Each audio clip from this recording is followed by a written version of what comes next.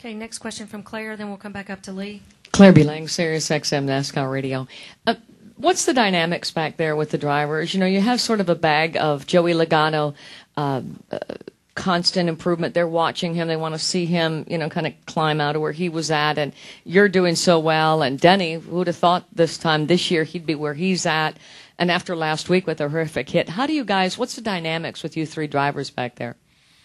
You know, I mean, certainly we've had a better year than the other two guys, and it's been a trying year for Denny and Joey. I mean, Joey, the beginning of the year, he couldn't do anything right. You know, not him, but just he didn't have any luck. You know, I mean, we turn around and it's like flat tire or loose wheel or something was happening to Joey, and he was running well. So it's just a matter of being able to put all that together, and they've done a really good job at that here recently. I'm proud of the kid last week, especially, you know, for finishing as well as he did in both races, nationwide and Cup race. So he did a really good job at the road course with the help of Max, and you know, it's certainly we're all a little shook up by where Denny's at in points, and especially his hard hit last week. You know, that certainly threw us all a little bit, and making sure that he was okay, that he could still contend for the rest of the year, which he's fine. So I've talked to him this week, and you know, we're just trying to put all the pieces together to get Denny in the chase, get him locked in. You know, he's got to win, but you know, we'd like to see him in the top 10 at least, or at least get another win. So it kind of saves him a little bit, but you know, it's certainly tough, and it's been a trying year, but we're trying to put all the pieces to where we can win a championship with at least the 18 team, because we feel like we're pretty much locked in, but you know, we're trying to get the 11 in there as well too, so he could help us. Okay, Lee. Lee Spencer, Fox Sports.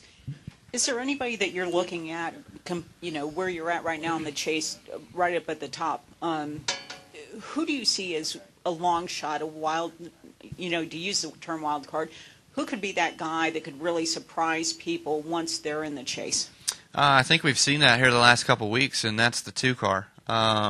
You know, he come out of nowhere almost, you know, winning that race at Pocono, surprising us all, getting 2 wins on the year, and now, you know, getting himself as a wild card berth, and then backing it up with a strong run, you know, this past week. And he's certainly had some flashes of brilliance this year where he's run well, and you know, he can be a guy that if he comes out here and runs well again this weekend, you know, he's going to be a guy that's probably going to be on everybody's mind.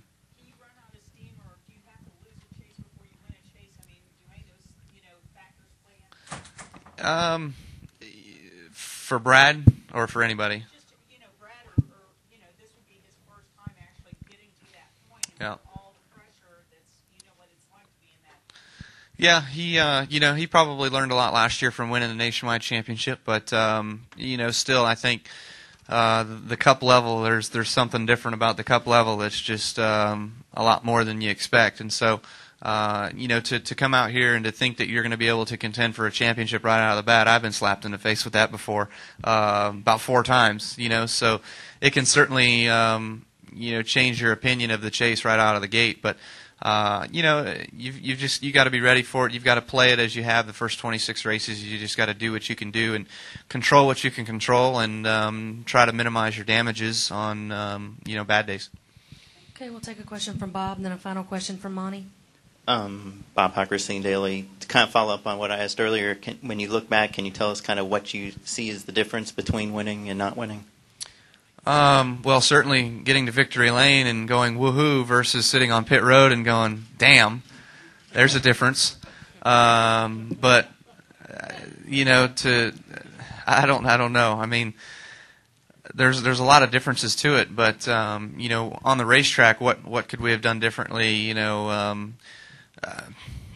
first thing I can think of is Pocono and Watkins Glen. I didn't need those last 2 cautions. You know, those certainly would have been nice, but you know, there's just things that you know, you try to work through and try to think differently of. And you know, Pocono, I restarted on the bottom, thinking that would give me my best chance to win, because my car was better on the bottom through turn 1 than being on the top. So you know, maybe restarting on the top and having my brother behind me and having Kurt push me down the straightaway to kind of get me out a little bit, and still use turn 1, the bottom lane of turn 1, just be able to clear those guys and make the 2 and the 48 fend for themselves. That certainly could have been, something different. And looking back on Watkins Glen, just try to back the corner up some more and run a little bit wider. I ran real shallow trying to make sure that nobody would dive bomb me from behind like the 2 or somebody else. And, I had enough room where I could have ran a little bit wider to give myself a better trajectory getting into the turn. But, those are all things that you look at and try to work on the next time around. Okay, we'll take a question from Monty, then a last one from Marty. Monty Dutton, Gaston Gazette. A lot of times things related to the economy have kind of a delayed effect on sports and things. With some talk that the country is dipping back into recession, do you feel it? Does JGR feel it? You feel it around there? I mean, are people in the sport worried that they thought they were pulling out and now things are declining again? Certainly Kyle Busch Motorsports feels it, with the truck team and with trying to start up a nationwide team, there's you got to have money in order to move forward, and it's hard to get people to commit to this and understand that you're trying to employ 40 people. I'm only 40 people. JGR, they're 400 people. Hendrick Motorsports is 450 or something like that. So, we're trying to get as much as we can. Everybody's fighting for the same thing, and whether or not, for instance, the 18 team has M&Ms and Interstate Batteries signed up for the next few years. We're still looking for associate partners and stuff like that, just to try to help us be able to go out there and buy some cool brakes, or to buy this tricked out airbox, or to buy something. It takes money to buy things, so the more you have, the more you can spend, obviously, and being able to try to work ourselves. Or hire new people. We've gotten a new engineer this year because we felt like we had room in our budget. So, there's certain things that you've got to work through as a race team, and I think JD and those guys are going through trying to re-up the FedEx guys. I think Home Depot's set, but certainly with Jim Sexton at Z-Line, those guys didn't feel the hurt for a while in the economy, and now they are, so we're not sure how many they're going to be able to return and do for us next year in a nationwide series, but we'd like to have them back for as many as they've done this year at least, which would be great. Okay, Marty. Kyle, I'm pretty sure you're one of the guys that will test Phoenix, do the tire test. Is that right? Yeah. You were talking about how every point matters in this thing. Do you feel like you'll have an advantage because you get the opportunity to go out there and test the tires? Well, from my understanding, I think there's an open test first. So everybody gets a chance. Anybody that can go or wants to go gets a chance to go to Phoenix. Actually, I think it's right after Bristol. And then there will be a final tire test sometime in October or something like that. So, there's certainly going to be an advantage to being able to go to get your data and everything that you want, to go back to the shop to work on the 7-post and kind of figure out some ideas and other things you want to try, and then go back and do the tire test. But Goodyear keeps us on a pretty tight leash anyway. So when we go to do a tire test, certainly we're getting track time, but you're only allowed to get your car comfortable, and then you go through all their changes, all their tire compounds and all their tire things that they want to do.